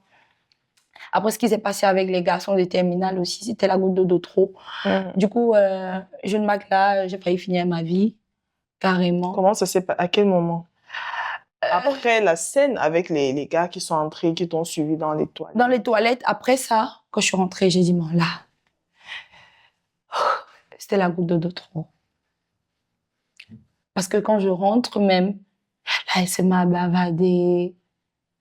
En fait, tu viens de subir carrément une agression et tu te rends compte qu'on ne remarque même pas qu'il y a quelque chose qui ne va pas. Je suis au bord de ma vie, j'ai les larmes, je suis mal. Elle se m'a bavardé, non, va, change-toi, pourquoi tu traînes? Faut préparer, vraiment tu es tout comme ça, vraiment je sais pas quelle chose parfois tu es maudit ou quoi, tu vas finir rien, moi je t'ai dit dans cette maison, etc. Mais c'est pas possible. C'est pas possible. Comme ça, je pars à la cuisine. Je veux d'abord le faire avec le couteau. Je me dis, est-ce que le couteau même va donner? Le couteau va pas faire ce que je veux faire. Et je savais même pas à l'époque même ce que c'est que j'ai entendu seulement le suicide, genre de la corde. Mais une fois, j'avais vu un documentaire qui parlait des gens qu'on peut se tuer avec les veines. Je dis, bon, on va faire quelque chose. Comme cette vie n'est que merdique pour moi, et puis ma tante qui me rabâche les oreilles que je serai rien, et quand je regarde ma vie, même après le bac, je vois pas qui va prendre soin de moi et tout. Je vais même pas aller me reproduire. Je vais rejoindre mes parents tranquillement. Nous 3 places, on va briller tout là-haut. Du coup, je prends une lame. Je peux me mettre derrière la maison. Je fais ça. Je fais tiens. Du coup, quand je le fais, j'arrête encore. Mais je sens mon corps devenir de plus en plus faible. Mes battements je sens les vertiges et tout, je m'écroule. Je m'écroule. C'est le voisin, apparemment, qui était venu me retrouver et qui a vite fait un bandeau, un truc rapide. On m'a porté en allant aux urgences. Rapidement, je me retrouve juste dans une chambre d'hôpital, comme ça. Et à ce moment-là, personne ne cherche à savoir pourquoi est-ce que tu as tenté de te suicider. Elle est là, en train de bavarder, quoi. Elle est en train de... Je me réveille, elle bavarde dans les... Elle bavarde dans mes oreilles. Mon tuteur était venu. Développé, il me regardait. Et elle bavardait juste. Que je t'avais dit que cet enfant et tout. Peut-être parce qu'elle a cru que, comme je l'ai grondé un peu, elle a tenté de... Je vous ai dit que c'était un enfant. Bref, c'était les remontrances. Personne ne voulait savoir pourquoi j'ai fait le comment. Et j'avais vu ce moment-là, la déception dans le regard de mon tuteur, qui disait, t'as pas osé. Genre, en fait, il me jugeait par rapport à ce que ma tante disait. Oui, c'est clair, tu étais une enfant. J'étais Tu étais une enfant et elle, c'était une adulte. Moi, non, pas toi. Moi aussi, intérieurement, je me disais, pas toi. Tout le monde, mais pas toi, quand même. Et là, sur le lit d'hôpital, j'ai dit, bon, OK, c'est pas peut-être la meilleure chose. La seule personne qui m'a remontée, il y a le médecin et puis il y a son mari qui m'a dit, Délice, tu m'as blessée parce que tu étais ma fille et de savoir que tu as voulu mettre fin à tes jours. C'est pas... Il faut savoir que bien avant, j'avais failli me suicider plusieurs fois. Hein. Et les cordes que j'attachais sur l'arbre qui avait au milieu de la cour, mais je n'arrivais jamais à monter, me suicider. Et les fois où je buvais les eaux de Javel, mais qui ne fonctionnaient pas sur moi. Parce que je buvais l'eau de Javel, même mal au ventre, je n'avais pas mal au ventre. Rien du tout. Du coup, il m'avait conseillé, il m'a beaucoup pris à côté. Il n'a pas voulu savoir ce qui s'est passé, mais il me disait juste que non, ça ne se fait pas, et puis je vais pécher et tout. Cette année-là, dans la famille, on a répandu une rumeur comme quoi j'étais enceinte, je voulais avorter. Ça allait prouver mon homonyme. Ouais, parce que tout le monde ne savait pas pourquoi j'étais à l'hôpital et on a voulu masquer ça. Chacun a choisi son motif. Du coup, c'était que je voulais avorter. Et donc, la raison de ma tante, les trucs de ma tante avaient raison. Genre, je connais les autres. J'ai dit, mais c'est pas possible, encore cette famille de merde là. Je pouvais plus partir quelque part sans qu'on me regarde bizarrement et tout. Et mon oncle, là, le mari de ma tante, il venait d'entrer dans une église et c'est là-bas qu'il allait avec moi. C'est où j'avais un peu connu un peu de paix. Parce que là-bas... Tu t'es réfugié, dans la prière et tout. Etc. Et l'année, là, j'ai échoué mon probatoire. La première fois que je connais l'échec. Donc, j'ai vécu tout ça et puis j'ai composé, j'ai échoué. L'année qui suivait, mon tuteur n'avait pas assez d'argent pour que j'aille à l'école. Du coup, je suis pas allée. J'étais devenue l'esclave de ma tante, j'ai vendu les plastiques, les beignets soufflés, bref, tout ce qui est vendable, à part mon corps et les êtres sociaux humains. Je vendais tout pour lui donner de l'argent, j'arrivais, je lui donnais compte tout. À quel moment est-ce que l'enfant devient le parent et le parent est l'enfant? Bon, moi, particulièrement, parce que ses enfants, elle les traitait bien. À côté aussi, parce qu'elle avait une fille comme moi. Mais elle savait bien prendre soin. Moi, les Fightex, on payait les Fightex à sa fille. Mais moi, je découpais des couches pour porter un peu comme Fightex. J'ai fait, pour revenir sur ça, sur mon homonyme, j'ai fait carrément 1 an. Je saignais personne tout court. Parce que quand celle qui est avant moi avait saigné, on avait su qu'elle saigne et qu'on s'était moqué d'elle à la maison. J'ai dit, mais si je vous ai dit que je saigne. C'est moi alors qui suis le tapis des enfants. C'est mort. C'est mort, c'est comment. En plus des insultes que je reçois, ils vont encore finir avec moi. Donc, de base, je savais que saigner n'est pas normal. C'est une maladie. Le fait que je saigne, c'est une maladie. Et comment tu as vécu ta vie d'adulte, de femme d'adulte, après ces expériences-là? Comment tu as vécu ça? Très mal. Parce qu'après, j'avais peur des hommes.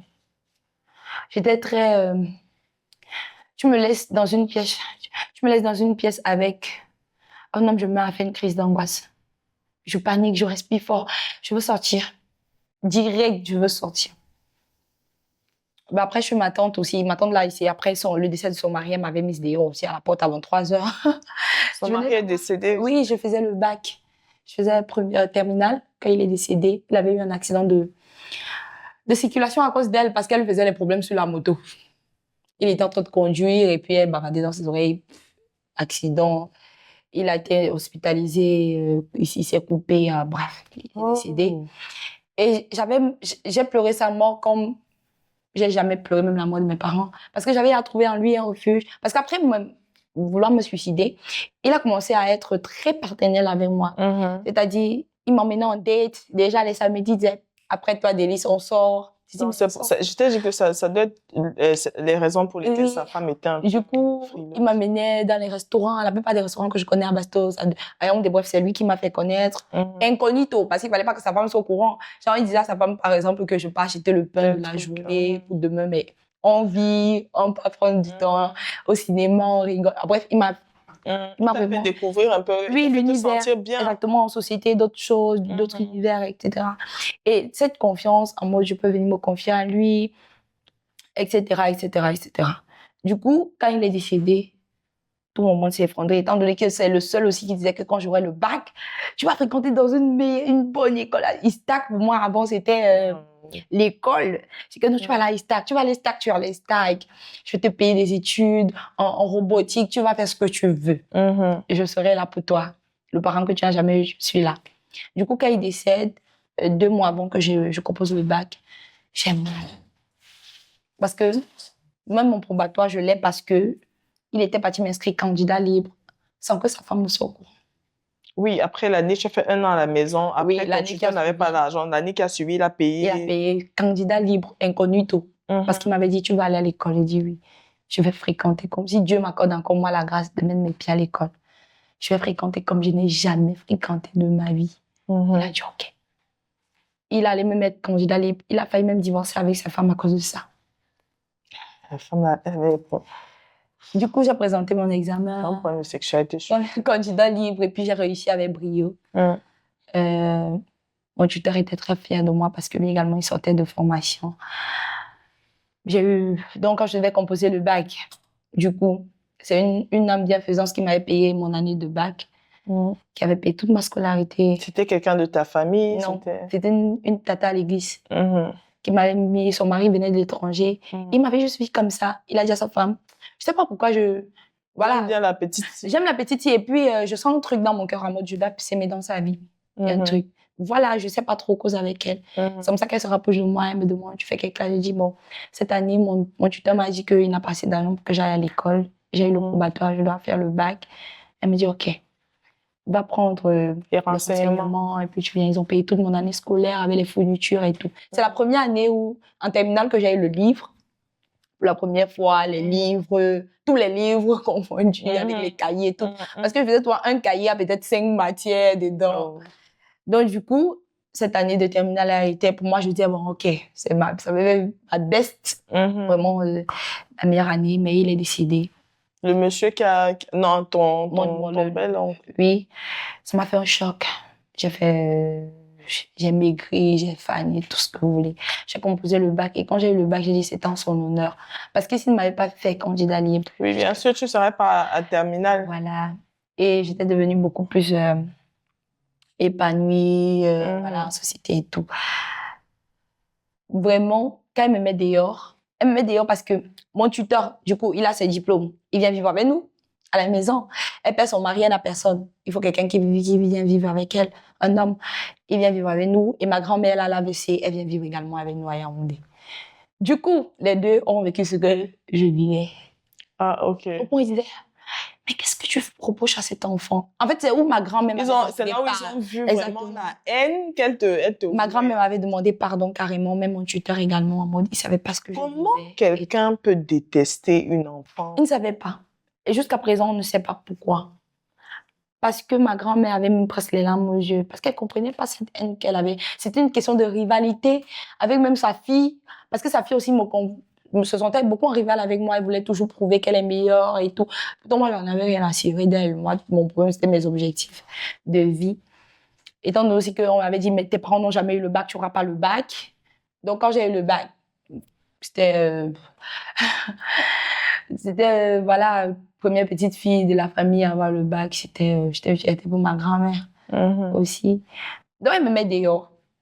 Après ça, après qu'on ait festoyé du bac, elle me met dehors à 23h. Pour quelle raison? Quelle est la raison qu'elle avait employée?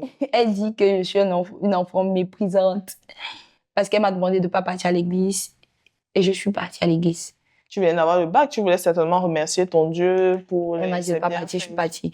Et je pars parce que j'ai fait tout à la maison. J'ai veillé sur tout, que tout est là, tout. Et je demande la permission à ma grand-mère, elle me l'accorde. C'est comme ça que je pars. Et c'était pas sa maison aussi avant? Aussi à côté. Mais je sentais que non, trop. Jusqu'à quand? Donc, je suis partie. Et pour objectif de rentrer rapidement avant qu'elle ne rentre, parce qu'elle devait rentrer à 21h.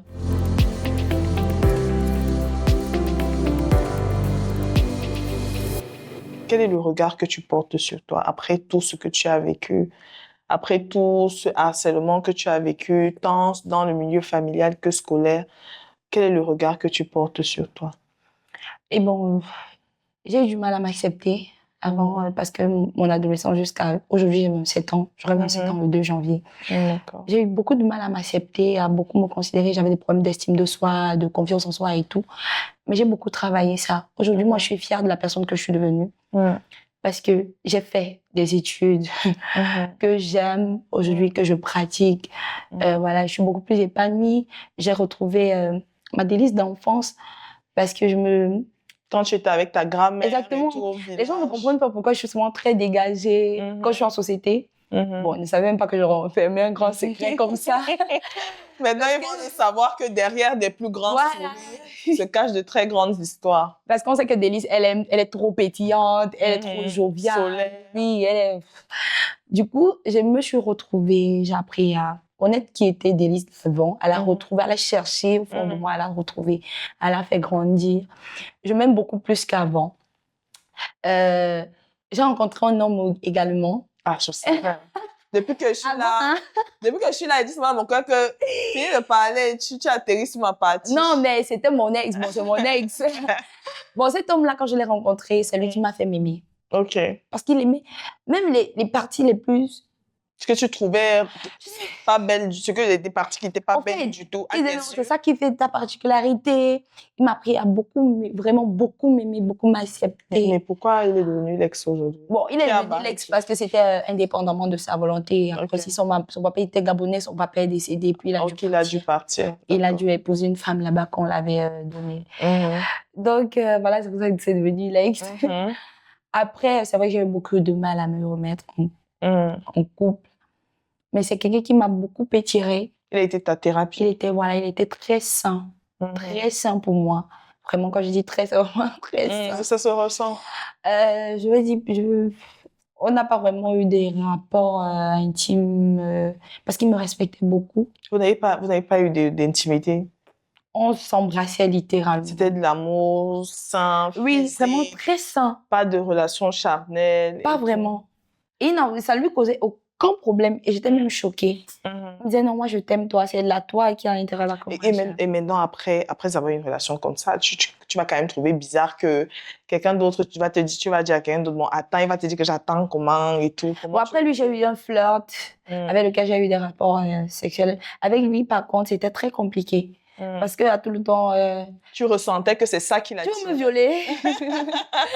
C'est quoi? Et je sentais tout le temps cette phrase. Oui. Mais dans les blagues.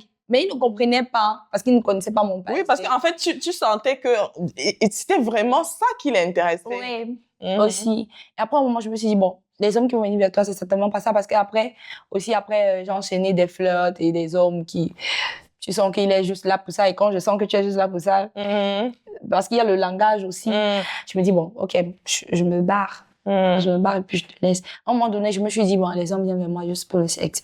Ils ne cherchent pas à savoir si je suis intelligente, si, voilà, est-ce que j'ai d'autres à proposer? Est-ce que je suis une femme de valeur, etc. Et puis je me suis limitée là, j'ai dit, bon, les hommes, ça, je vous mets de côté pour le moment, je me concentre sur ma carrière. Voilà, Donc aujourd'hui, tu es quelqu'un qui vit seul, sans relation intime et tout. Oui, on va dire ça comme ça. Mais est-ce qu'à un moment donné, tu n'as pas eu le sentiment que le fait que les gens viennent vers toi, t'abordent, te draguent et tout, faisait de toi quand même quelqu'un qui était visible et visible de manière positive, désirable par rapport à ton passé? Ou bien tu as eu la reviviscence, par exemple, de quelqu'un qui essayait de venir vers toi pour t'amadouer comme le gars du lycée, là, et pour obtenir ce qu'il voulait et puis partir? Oui, c'est plus la deuxième option. Je t'ai dit que bon, il me fait des compliments. En fait, il me flatte parce qu'il veut juste m'avoir dans son lit, rien d'autre. Pour moi, compliment était égal à on va coucher ensemble. Tu fais un geste vis-à-vis de moi, genre tu m'offres un truc. Moi, dans ma tête, c'est en retour. Étant donné que je ne sais pas même pas ce que je peux t'offrir, donc pour moi, c'est que je vais t'offrir le sexe. Genre, tu vas m'amadouer pour que je vienne chez toi. Et ça, c'est pas possible, du coup, je refuse. Mais si tu me dis, par exemple, tu me dis, je suis belle, je dis, ah, je sais. Soit je te réponds en disant, je sais, soit que tu saches que tu n'as rien dit. Oui, en fait, oui, tu n'as rien dit qui puisse me convaincre. Soit je te regarde en mode, ok, laisse-moi. Tu crois que qui est bête, quoi. En fait, donc je prenais très mal les compliments. Mais jusqu'à présent, Quand tu me complimentes, Donc, si je te dis, Délice, tu es belle. Tiens. Délice, tu es belle. Ouais, c'est ça. Même à moi. Non, même à moi, je fais genre, ouais. Et si aujourd'hui, si je te demande de définir en un mot, c'est quoi la sexualité pour toi? Pour moi, bon, après aussi, je me suis beaucoup cultivée. J'ai beaucoup appris les émotions, etc. Pour moi, la sexualité, c'est pas qu'un échange de rapports sexuels. C'est un langage déjà. Il faudrait savoir les langages d'amour des uns et des autres. La sexualité va bien au-delà du rapport sexuel. Du rapport sexuel pour moi, je dirais. Après, bon, après aussi, je l'ai pas encore expérimenté. Oui, mais juste après, ce que j'ai envie de dire, c'est que tu aimerais quand même que pour que quelqu'un puisse à nouveau passer à l'acte avec toi, qu'il y ait des conditions qui soient tellement réunies et que tu sentes que à un niveau, si tu lui dis arrête-toi, il pourra s'arrêter, mais il sera satisfait quand même d'avoir été jusque-là avec toi. Et sans m'en vouloir aussi. Oui, oui, c'est de ça que je parle. Sans m'en vouloir, mode. Courage, juste ici, et puis tu peux laisser comme ça. Mais vraiment dans un langage de compréhension, etc. Moi, oui, c'est plus. Donc aujourd'hui, tu vois les relations humaines comme des relations qui devraient être saines. Oui. Et si je te pose une question un peu indiscrète, là, bon, tu as eu une expérience sexuelle, je suis d'accord, mais pourtant on peut se passer de sexe ou pas? Je dirais non à cet âge parce que il y a des pulsions. Il y a la période ovulatoire pour la femme. Moi, par exemple, avant, je la comprenais pas. Mais en grandissant, je l'ai comprise. Je suis... pas que je le veuille ou pas. Mon corps me dit qu'ici, tu dois être caressé. En fait, c'est ça. Tu dois faire quelque chose, en fait. Après, je pensais que j'étais pas très normale. C'est avec en consultant un médecin qui m'a dit, non, c'est normal. C'est même pas normal que ton corps réagisse comme ça. Ça a besoin de rapports intimes, carrément. Donc, je dirais non, on peut pas. Même les sœurs au couvent, je sais pas comment elles font, mais ça va être très délicat. Mais moi, je souhaite que tu trouves quelqu'un qui respecte déjà ta vision des choses, qui comprenne que avec toi, on doit aller mollo. Parce que je pense que c'est ça le truc même, en fait. Et comme tu as accepté de passer à Sexual Confidence à visage découvert, c'est l'occasion pour moi de dire à tous les gars qui vont demander une mot de délice après l'émission, sachez déjà que quand vous allez demander une mot de délice, là, vous allez remplir une fiche. Dans la fiche, vous allez écrire que je ne suis pas pressée de passer à l'acte. Et vous signez. On met le timbre postal, ou c'est la poste, je ne sais pas comment on appelle ça. On met ça dessus pour qu'on soit sûr que les gars respectent. Mais j'ai envie de te dire que tu es très brave parce que tu as réussi malgré toute ton histoire, malgré ton parcours, malgré ce que tu as vécu est très lourd. Tu racontes ça de manière tellement légère. Mais pendant que tu racontais ça, à chaque fois, je me retrouvais dans la maison de ta tante, en train de me faire appuyer le cou. Je me retrouvais avec telle. Donc, c'est vraiment lourd. Et justement, c'est une histoire qui aurait pu peut-être faire en sorte que tu n'existes plus aujourd'hui. Parce que c'est ça le truc, c'est que tu as peut-être été sauvée par, on ne sait pas quelle chance de la nature, mais une autre jeune fille à ta place, un autre enfant à ta place, parce que je tiens à souligner que ce ne sont pas que des filles qui vivent des traumatismes comme ça dans les familles. On a des petits garçons qui sont abusés tout le temps, qui sont agressés sexuellement même dans les familles et parfois qui n'arrivent même pas à parler. Encore plus difficile pour les petits garçons parce que chez eux, là, alors, c'est très grave. Ils n'ont pas le droit de parler, ils n'ont pas le droit de pleurer. Donc, quelqu'un d'autre aujourd'hui ne serait même plus de ce monde. Et j'ai envie de te dire que tu es très brave. Merci. Tu es très courageuse, tu es très intelligente. Dis-moi, ma part d'intelligence aussi. Non, c'est pour ça aussi que je suis très reconnaissante, je suis très chrétienne, très fervente chrétienne. Parce que je me dis, Dieu, il a un plan pour ma vie aussi. Il m'a restauré, il a vraiment beaucoup... En fait, ma relation avec Dieu a joué un grand rôle dans ma marche jusqu'à présent. Oui, ça se ressent. Parce que si on m'avait dit à moi-même, par là, que je serais là, en train de parler, j'aurais nié d'abord déjà. Et même le fait même de parler, même naturellement, j'aurais nié. J'aurais vraiment nié parce que j'étais devenue très sombre. Je vais dire ça comme ça, très, très, très sombre. Tu es très lumineuse d'ailleurs. Merci. Du coup, je rends grâce à Dieu pour mon parcours. Quand je venais de rencontrer le Christ et puis il y a mon pasteur qui avait dit, parce qu'il est neurologue, il m'avait dit, mais toi, tu devrais être folle en fait. Tu vas être folle avec tous les traumatismes. Parce que lui, il n'avait que le traumatisme familial. Il n'avait pas checké plus loin, comme le traumatisme sexuel. Il avait que le traumatisme. Il me dit, mais tu devais être folle, toi. C'est la grâce de Dieu. Tu n'as même pas un problème de démence. Là, mais... Parce qu'à un moment donné, tu l'avais consulté. Oui. Il avait demandé à me voir parce qu'à l'église aussi, il remarquait que j'étais bizarre. Bizarre, vraiment bizarre. Je ne cherchais pas à avoir des relations avec des gens. Et c'est tout à fait normal parce que quand le milieu où on est censé te protéger, qui est la famille, tu arrives là-bas, ça se passe mal, c'est tout à fait normal. Si tu peux dire quelque chose aujourd'hui aux gens qui vont t'écouter, qu'est-ce que tu as envie de dire en fait? En fait, je veux dire à une jeune fille... Déjà, je vais commencer par les élèves. De nos jours, parce que moi, à mon époque, les jeunes étaient très émancipés. J'imagine même pas maintenant, les 2000, etc. C'est pire. Du coup, je vais vraiment lutter contre déjà l'harcèlement scolaire, en milieu scolaire. Parce que ça crée des blessures qui, avec le temps, déforment des gens. Déforment des caractères. Et puis, des gens qu'on ne pouvait jamais imaginer être tels le deviennent à cause de l'harcèlement en milieu scolaire. Déjà, moi, je lutte contre ça, d'autres là. Et aussi, je lutte contre le viol. Maintenant, je veux dire aux jeunes garçons que un homme, un véritable homme, celui-là qui maîtrise ses pulsions sexuelles, maîtrise ses envies sexuelles, c'est lui un homme en fait. C'est ça. C'est ça, être un homme. Savoir contrôler ses pulsions sexuelles. Oh, mais j'ai l'impression que c'est comme si tu as répété ce que j'ai dit dans une émission une fois. C'est-à-dire que la différence entre l'homme et l'animal, c'est avoir la capacité de maîtriser ses pulsions. C'est ça qui fait la différence entre un homme et un animal. Exactement. Et je veux également dire à une jeune fille de parler. De parler. Bon, c'est aujourd'hui que je me rends compte de l'importance de parler. Avant, je disais beaucoup, c'est bien, c'est thérapeutique. Je conseillais même les gens de parler. Non, je n'arrivais pas.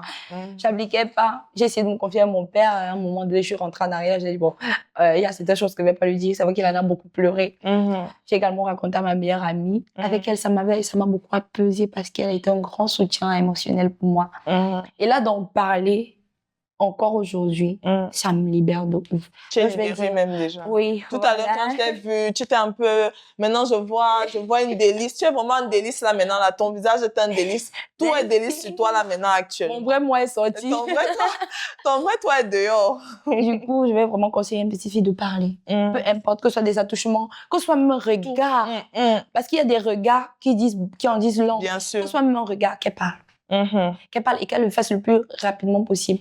C'est vrai qu'on n'a pas souvent les personnes à qui se confier, mais je peux vous assurer que moi, j'en avais même. Si on check même dans son entourage, il y en a. Moi, j'avais mon tuteur, par exemple. Je suis sûre que si je lui avais dit, même quand il viendrait me rendre visite comme ça, il est de côté que je vais avoir le courage vraiment de parler. Je lui avais dit, voilà ce que je vis.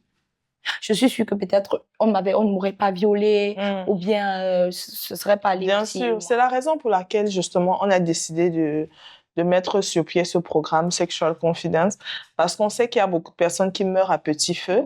Il y a beaucoup de personnes qui n'arrivent pas à vivre une vie d'adulte épanouie aujourd'hui à cause de beaucoup de blessures, beaucoup de traumatismes qu'elles traînent comme ça. Et c'était ça le but de l'émission. Donc, on te remercie beaucoup d'être passé chez nous à la clinique. Merci aussi. Et vraiment, c'était un plaisir de partager ton expérience. Tu es une très belle âme. Et j'ai envie de dire que ton Dieu t'a déjà restauré. Amen. Tu n'as plus... C'est-à-dire que en sortant de cette émission aujourd'hui, prends tout ton fardeau là.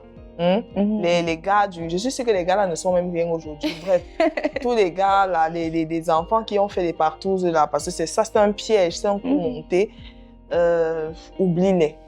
Prends une gomme, efface-les de ta tête. Ils ne méritent même pas une once d'énergie venant de ta part. Donc, Délice, je te dis vraiment merci. D'avoir accepté de passer chez nous aujourd'hui afin de sensibiliser les autres et de trouver la lumière. Merci beaucoup. Donc, on espère qu'on pourra te recevoir une prochaine fois pour qu'on puisse parler de comment Délice est après l'émission, comment elle s'est sentie et tout. Merci beaucoup, Délice. Merci à vous, merci aussi. Si vous vous êtes reconnu dans ce témoignage, ne restez pas seul avec vos questions. Votre sexualité mérite d'être comprise, entendue et réconciliée. Écrivez-nous sur WhatsApp au numéro qui s'affiche tout au bas de l'écran parce qu'ici, votre voix compte et votre plaisir a le droit d'exister. Dr Nastia.